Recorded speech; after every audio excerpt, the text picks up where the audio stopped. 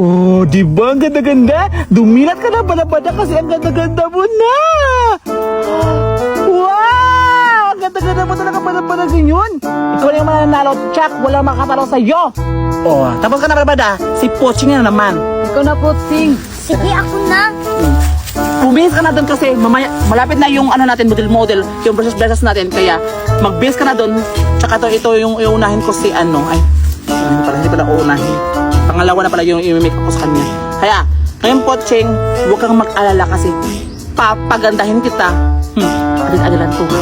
Ikaw talaga yung mananalo dito sa pangalawa to kasi ikaw yung paggandahan ko na mag-make up ko sa iyo. Sige, si Aling Judian, mukhang maganda yan ah. Siguraduhin mo ako ang mananalo sa battle na yan ah.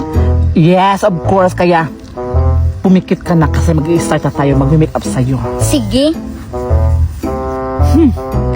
Alam, i-make up ko kang Poching. Parang masasayangan ako nito pag ito yung i-make up ko. Ibago-bago pa naman to.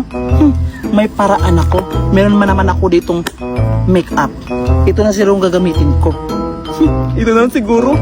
Para bilis. Tatagalin ko muna to. Para mag-start na ako sa pag-make up ni Poching.